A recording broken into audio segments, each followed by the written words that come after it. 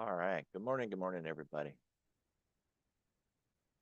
So the shutdown has ended in the short term. Still got a lot of drama that could happen by the end of the year into the first month of next year.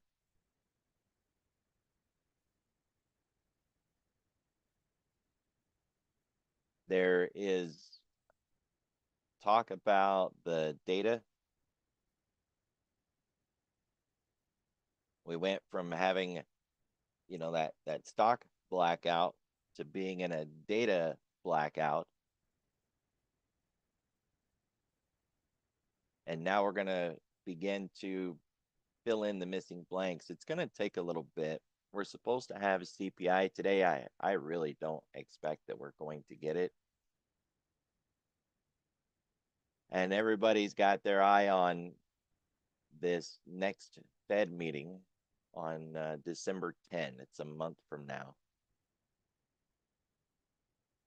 As you can see, they've dialed back expectations. This is one of the reasons the market has been kind of squishy, because they were unwinding that priced in rate cut.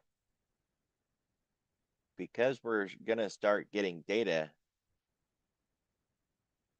keep your eye on them bringing this back up and pricing in a rate cut again. That will be fuel to the upside. Yeah, you can see how a month ago we were at 95% to get a cut. And then a week ago we were at 70. Yesterday we were at 63. Now we're at 53. If that trend turns around and this bar on the left begins to rise, we should see the indexes rise with it. One more reason why I haven't been heavily bearish. We have a Fed put.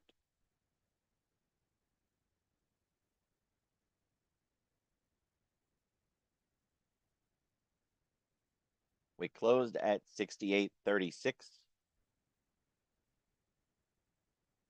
So we're just on the right side of this bar right here.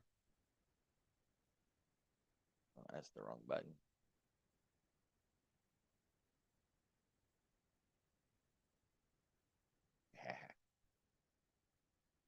To the upside, we have this big bar here, 68.50.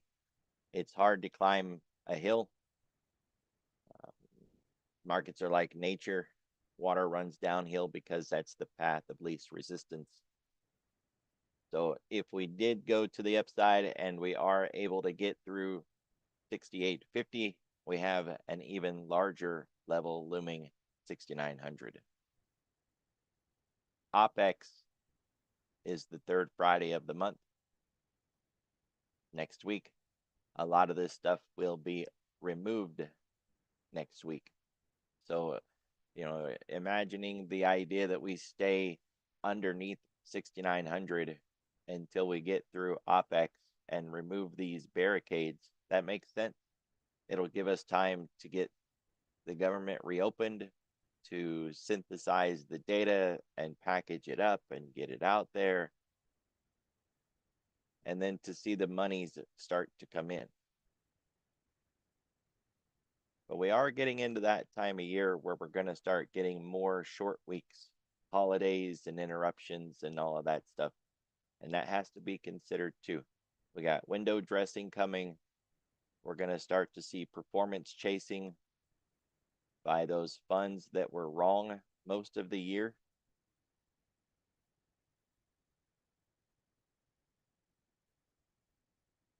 So this is very likely the landscape is very likely to change after options expiration next week.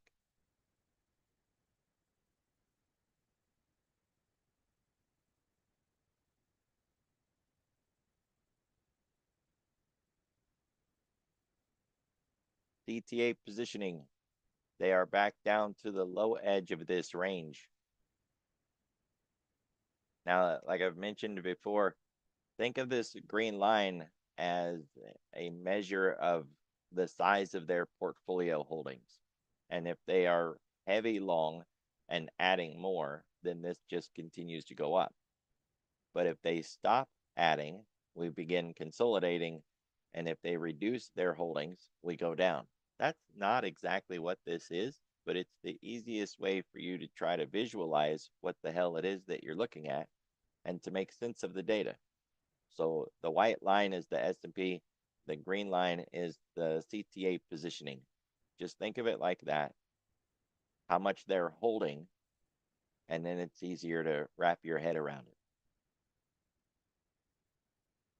We're at the low edge of this range that they built. So if they begin to decrease their holdings even more, we have to start asking where's the next stopping point. It's very likely that they won't just, completely crash and burn this thing.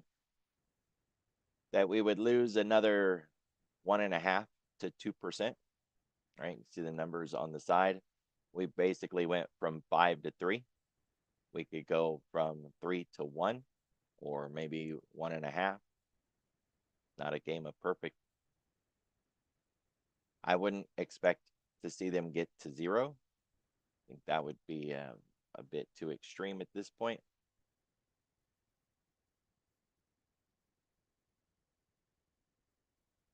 They're coming back into gold. Just be mindful of the lower high.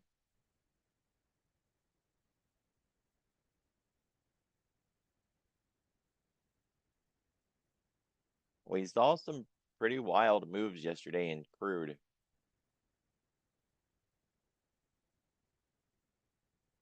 I think it's going to take a little time to really see the outcome in CTA positioning on that.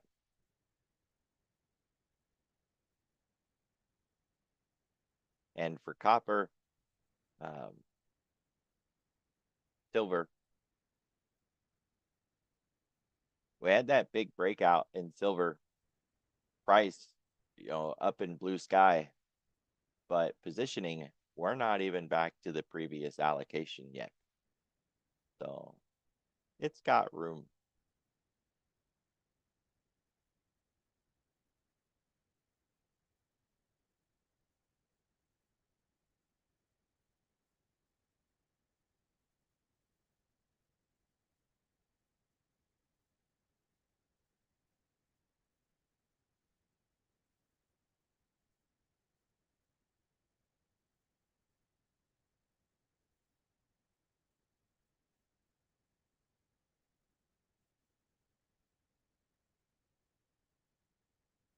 All right, Hong Kong basically flat. Europe, Japan down the most, with small caps right behind it. S&P and NASDAQ hanging out, not really getting anything done at all. And Canada up more than a quarter, kind of doing its own thing, but it's Canada.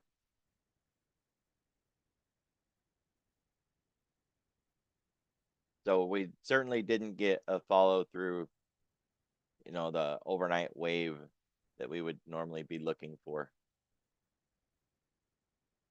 All this data with the asterisks behind it is very likely not going to come out today. Sure, the government's open again, but they need time to compile the data, get it out there.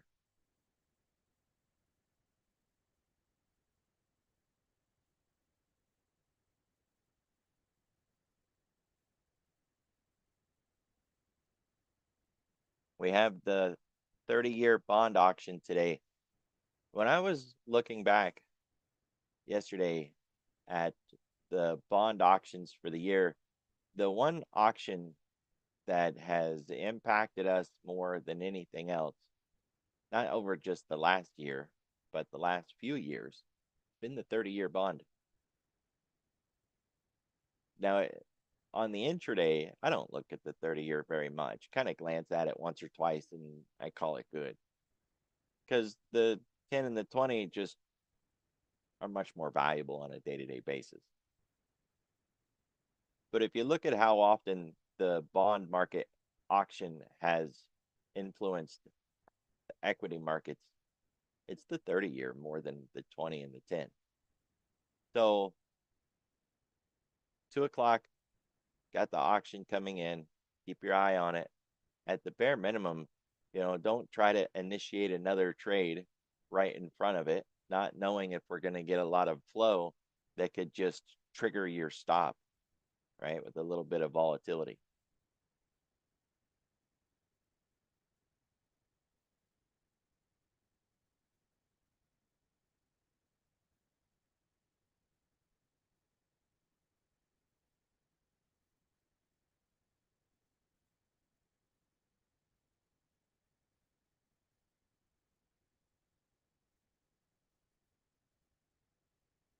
We're going to have the president signing orders, which very likely means he's going to be running his mouth too.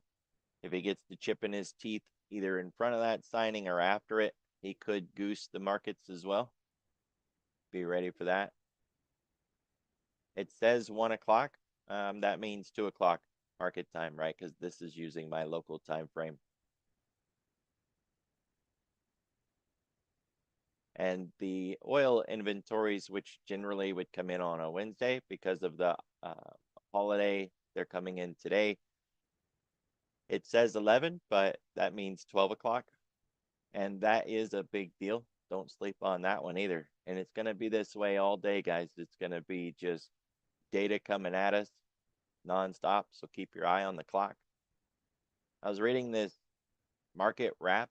If you don't read these, by the way, you're really missing out. They do one for each market.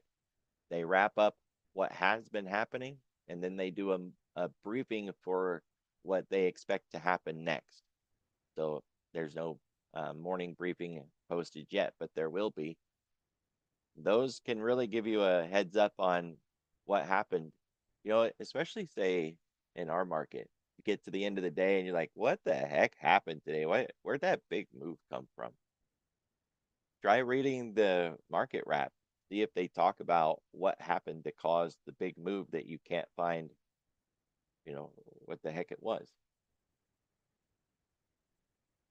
So anyways, I was reading this and they were talking about the ICE Bank of America Move Index. Now, the Move Index is the bond VIX or bond volatility indicator.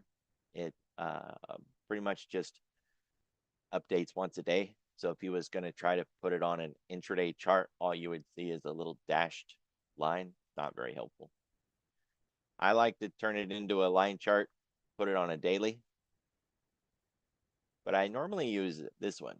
This is the ICE B of A US High Yield Index Option Adjusted Spread. It's a lot, right? Yeah, it's a lot. It doesn't really look that different, right? Except the turnaround here. But it got April when the president got bent over a barrel by the bond vigilantes, and then everything come washing back down. Well, if I zoom out, there's April. Everything came washing back down. So you could use either one, right? I don't think it really matters. But we got this push up. That's what they were saying in that market wrap, is that we're at a 1 month high. And this is a picture of the plumbing, right? The Fed liquidity and how easy it is for overnight repo and companies to get, just that short-term lending. It's not even like big loans and stuff, right? It's all just liquidity and plumbing. If we lose liquidity, markets are in trouble. And usually when things start to go bad out there, liquidity is one of the first things to go. So it's a really good tell, right? Just keep your eye on it. If it goes up, it's bad. If it goes down, it's good. It's the easiest way to think of it, right? You could probably flip it over, just like how we flip over the VIX. And that way, it moves the same direction as the S&P does. Yeah, kind of. SOFR, overnight repo, all of that plumbing stuff. SOFR, yeah, absolutely. I think it would easily fit into that category. Anything to do with plumbing and liquidity. And SOFR is tied directly to liquidity. And so, yeah. But you could use this one or this one, right? And there's other ones too. But yeah, you're catching on, ain't you? That's exactly right. So it's just a tell. We want to keep our eye on this. When liquidity starts to dry up, then we get all kinds of issues, right? And if you just look back at April, that's kind of a tell for how bad it could be, right? I think it's still fresh in a lot of our minds how the year started, and then it got really nasty into April, and then everything kind of calmed back down again. So when we look at where we are now compared to April, it's nothing, but it's moving in the wrong direction. Now I've kind of got my eye on that 92 level, but you could, just use this previous high here, call it 90. This, like any other market, moves in a wave form. It has to have the up and down, the pullback. So a little bit of move up equal to the size of the move that we had down makes perfect sense. So I'm not really stressing on the fact that we got the previous high. But if we do measured move of 100% and we get above this point right here, I'm going to be a little concerned. So it's just a gauge. Keep your eye on it. It's kind of like the gas gauge in the car. You don't have to stare at it nonstop. Just glance at it once in a while, make sure you still got gas. Well, look, glance at this once in a while, make sure we still got liquidity. I mean, I say we, but I'm not rotating out a couple of $1 million every day into the liquidity program, so I don't need it. Somebody else may need it. What's a couple of million among friends, huh?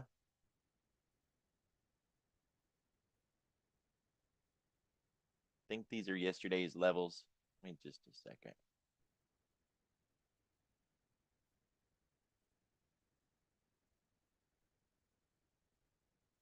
Yeah,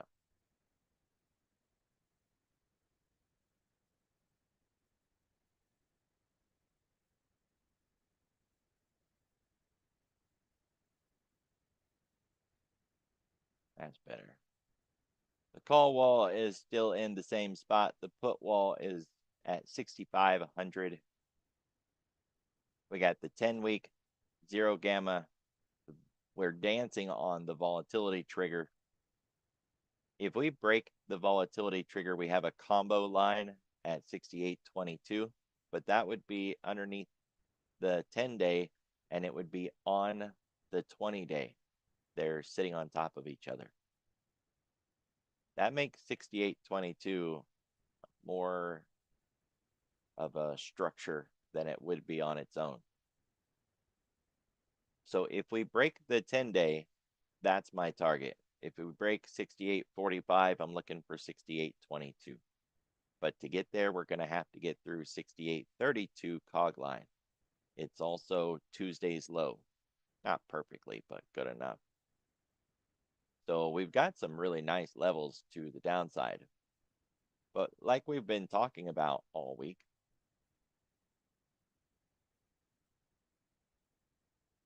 once we started this push to the upside, that amazing gap up, full body move and closing at the high, all of that was really good. It's a fantastic start to the week.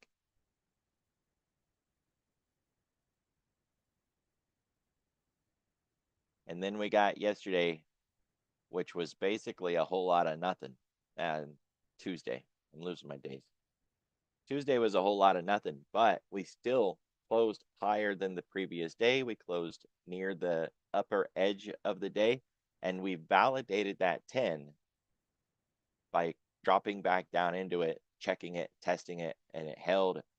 So while we didn't really get very far on the price chart, we earned a lot or we gained a lot in analysis. Then we got yesterday, and now we're inside of it. So this isn't the kind of IX10 that I like.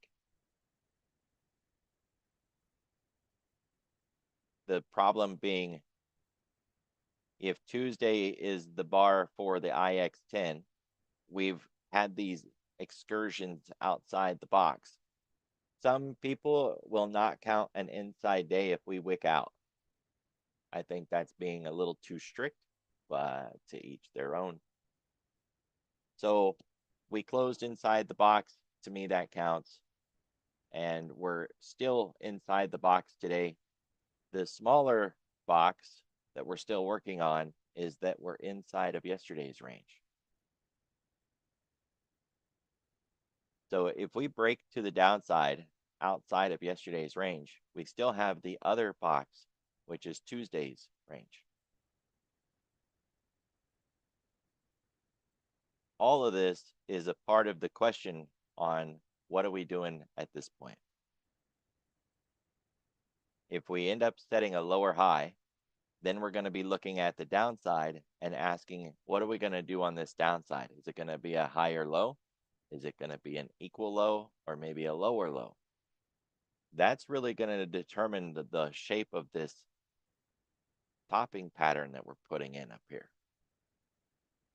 And when I zoom out like that, I can see left shoulder, head, and we're forming a right shoulder. I'm not a big fan of trading based on a head and shoulders.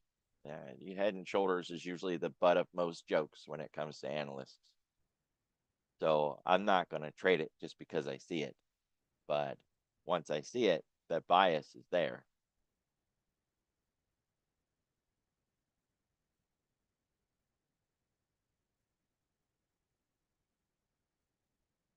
We're still above the mid, and we need to stay above that mid. If we start to break down, we've got the moving averages for targets, and I'm still a fan of the 50s. So, 68.50 breaks. Then we've got 67.50, which was basically last week's low, or last Thursday's low. Then below that, we've got Friday's low at 66.50. So 50, 50, 50. And of course, if that breaks, then we're going to 55.50.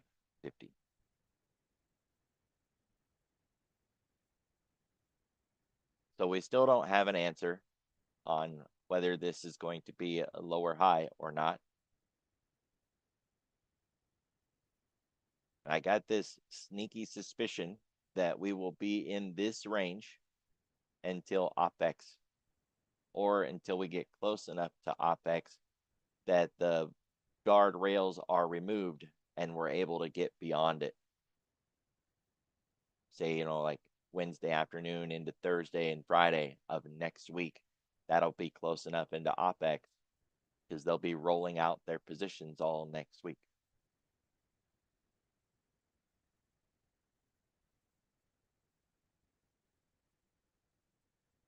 For today, it is, as it always is, GTFO.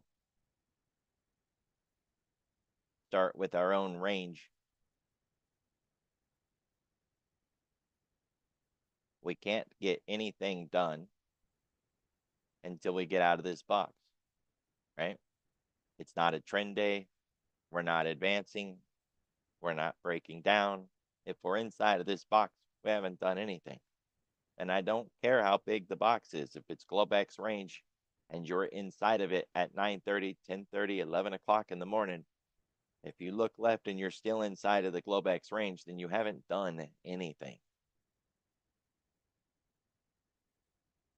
If we get outside of that box to the upside, then we've got yesterday's high to deal with. But our Globex low is yesterday's low.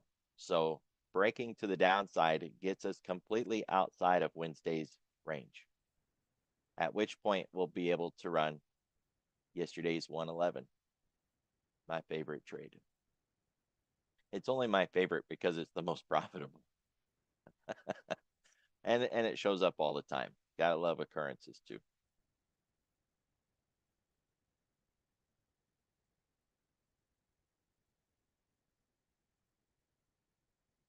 If we don't OCC and turn around at the 1, 2, 3, 6,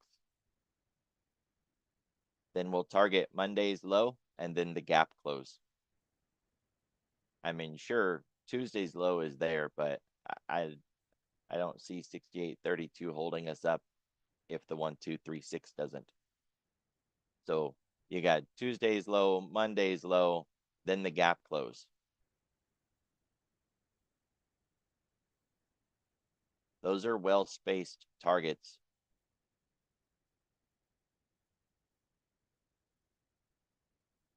Nice and easy. But we have to GTFO, right? Get out of the box.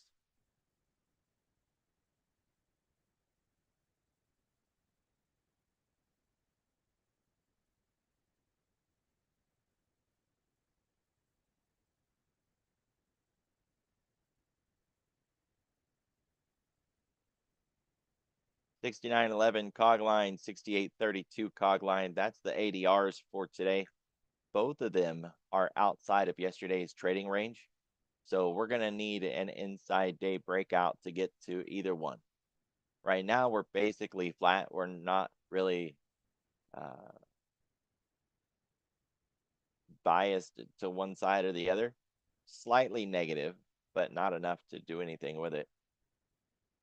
It's very possible that we spend the day inside this range, but I don't think we will. Yesterday's sideways behavior was because of the vote, right? Why would anybody want to get in front of that vote, try allocating a lot of money when, you know, we could have had all kinds of problems? It could have been procedural hurdles or, you know, whatever. So now that they know it did go through, we should have a response, right? My concern was something like buy the rumor, sell the news. And we saw the buy, the rumor of the shutdown ending. Now it's done. The concern is that they're going to sell the news and we'll end up at that 66.50 again or 65.50. So let the morning open. We'll begin to see how the flows come in, but I don't expect another sideways day. We don't really want to get back up into 69.50 before OPEX.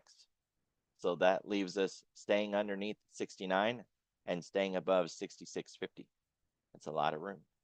We could put in a higher low, kind of digest things on the week. The ADR is only 80 points.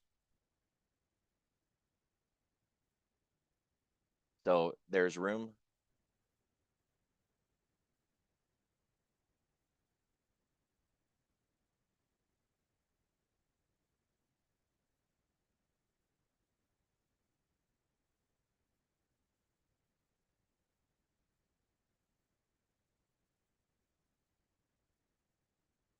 Today's floor pivot is higher than yesterday's. That's bullish. But price opened underneath it, and that's bearish. So they kind of cancel each other out. A narrow channel implies that if we break out, it could really stick. It could grow legs and run. So the concern is that if we break yesterday's low, we could pick up speed. The weekly floor pivot is down here, 67.75-ish. And that's not an unrealistic target. That's where we opened Sunday night, right? Basically. So that's the front run of the gap close. You can see Tuesday's VPOC. This isn't the page for the VPOCs, but either way. There's the point of control from Tuesday, 68.32 cog line. It should already be on your radar. If we begin to break down yesterday's low, then that level, then Monday's low, weekly floor pivot, gap close, and then the other VPOC, Monday, 67.32 cog line.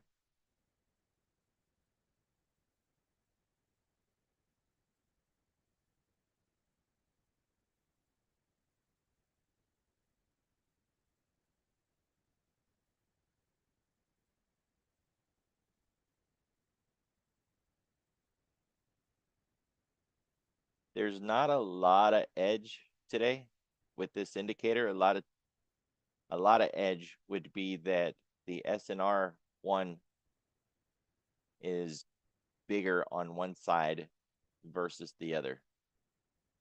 And the the downside has the bias today.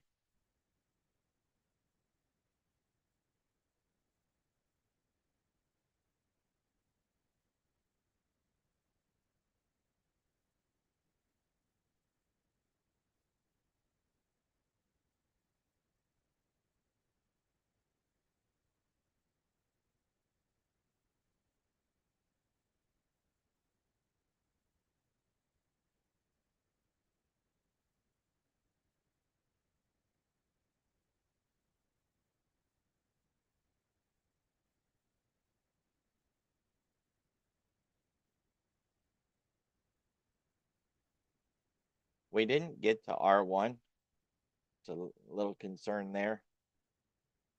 I'd like it better if we got to R1 and then we would be offered S1, S2. We actually got closer to S1 at the start of everything last night.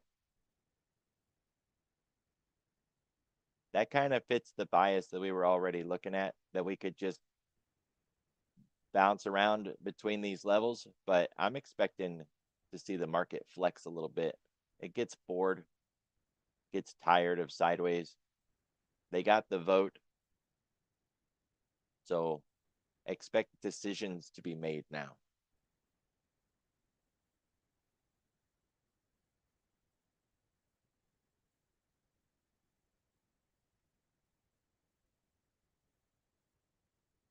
Still have a nice classic shape.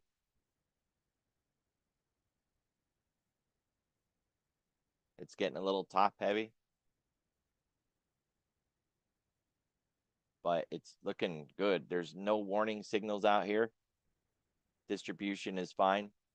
But it is really shallow underneath this, right? So if we was to begin to break down, we don't have any structure until around 6,800, and it's from last week. Last week's was really ugly, right?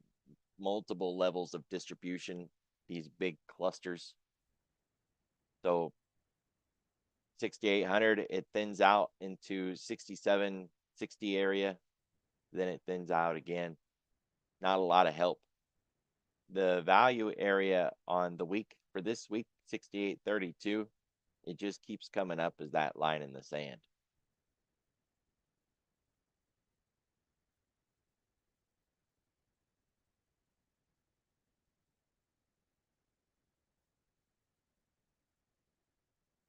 All right, we're almost there. Been talking about how we were expecting this to lose a lot of the track. Almost done. Got a little bit left. We'll take it out today. Unless we break above that 6,900 today and we put new candles in up here, then the profile should be a little more narrow as we get into next week. And then we still have to worry about this drama, but that's for another day. The candles that made the current point of control are now in two places. So as we lose these on the left, we are putting in new ones on the right.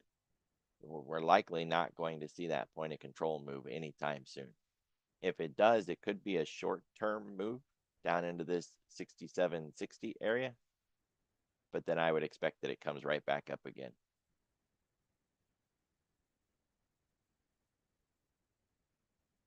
Being at the point of control is not bad. This doesn't act as support or resistance when you're on it. It's more of like a gravity or a magnet. And we can just cross back and forth through that level and develop a zone.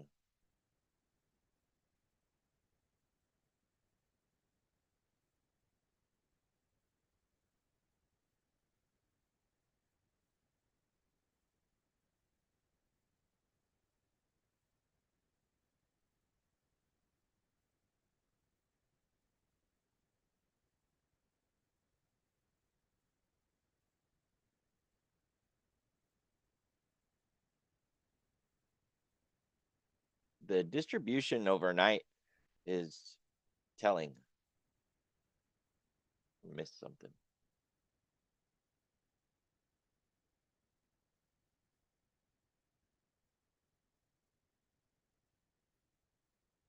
Oh, it's only at 79,000.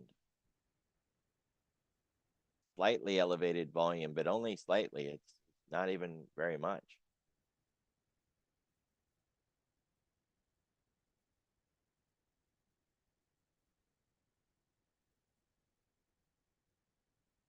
Well, we're done with that VPOC. That was an old one that we left on. We've got two very distinctive, very clear distributions today. If we make a run back to the upside and we get through it, I would see that as I would see it would be very positive to get through this and push to the upside. I just don't see any reason that we would get through it. We we could check it, test it, but I would be really surprised if we get through that level.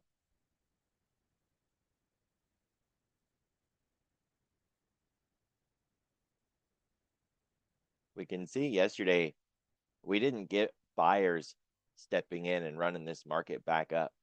We just got sellers that were exhausted. Big difference, yeah.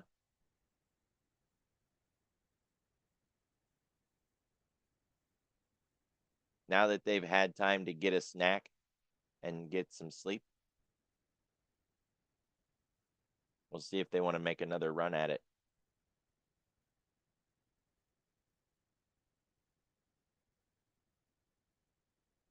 Hey, imagine that. We're back inside the weekly expected move.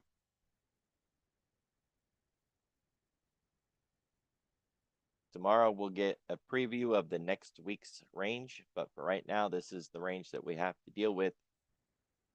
We have a high expectation of closing inside that box at the end of the week, but we still have a couple of days to go. If we begin to break down Friday's close, which is still the gap close, that's my target. It's been the target. It's 67.65, and there's no reason to think we won't get there if things begin to unwind a little bit. And the thing is, we can get there. We could even go underneath it. But as long as we get back above 67.65 by the end of the week, by Friday's close, if we close above this in any way at all, it will be considered bullish. They will see it as bullish. They'll talk about it, and the bobbing heads on TV will say it was another green week for the markets and blah, blah, blah, right? That's all they need. It's just that much.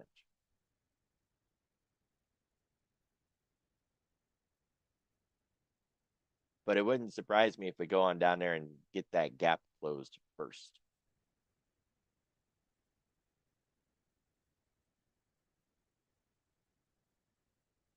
Distance to 10 is fine. This is the 10 week, and we're right around 2%. So we haven't moved too far too fast.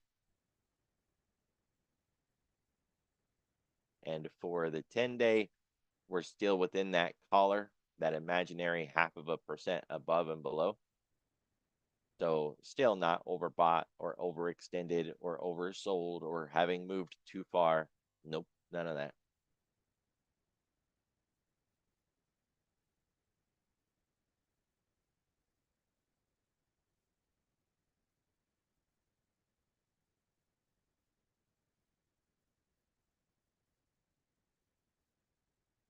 Right, the benchmark that we use is 0.5%. And if we look at things that are down 0.5% today, there's nothing. Chips are down, but they're not down enough. Same with the Mag 7 up volume. It's down, but not enough. Or if you want to just use the mags, they're down, but not enough. So there's a little weakness, but we already knew that. There's nothing standing out here that says we should be looking for heavy negative moves in the market. But we have some warnings when we've got chips and bonds and communications and Mag 7 down in any way. Finance, tech, those are not what we want to see weak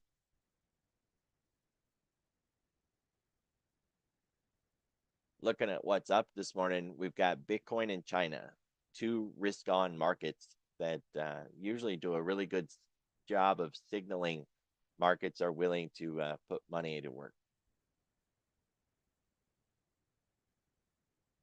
The problem with gold miners being up is that over a 5-day period, they are now up over 12%.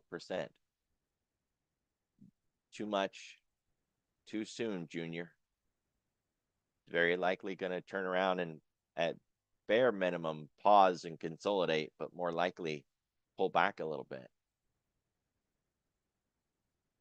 China's up this morning, but over a 5-day period, it hasn't done anything. Right? In fact, it was down 2% over a 5-day period, and now it's in the green today. But over a 5-day period, it's still in the hole. And Bitcoin was down 1% over the 5-day period. So, you know, those are kind of wishy-washy nothings. It's the gold miners that really stand out.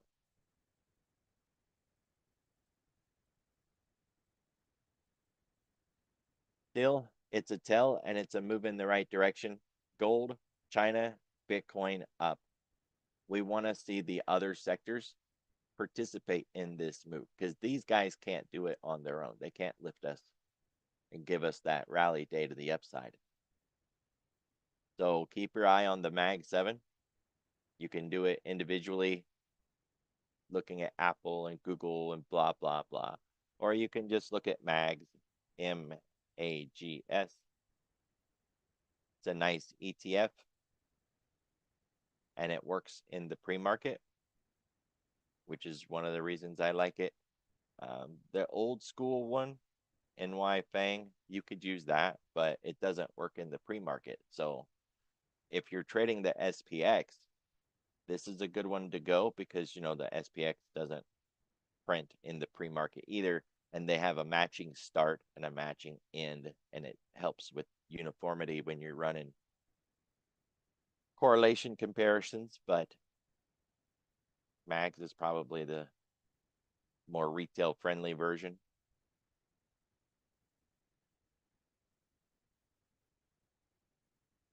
So we want to see Mags turn around and start to go up to match Bitcoin and China and precious metals, or we want to see those give up and head to the downside with everything else. That way we have correlation coefficients across all of them.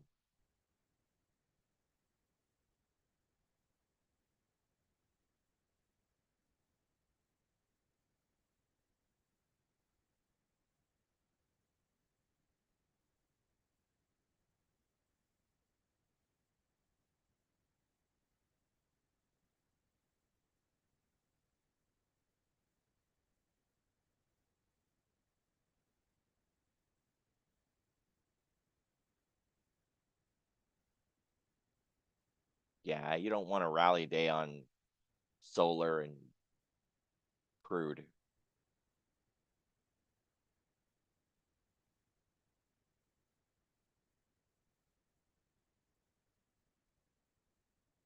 So if we start to lose Bitcoin and China names, gold and silver start to roll over, then we'll have more agreement between the groups, and it'd be more likely that we get negative.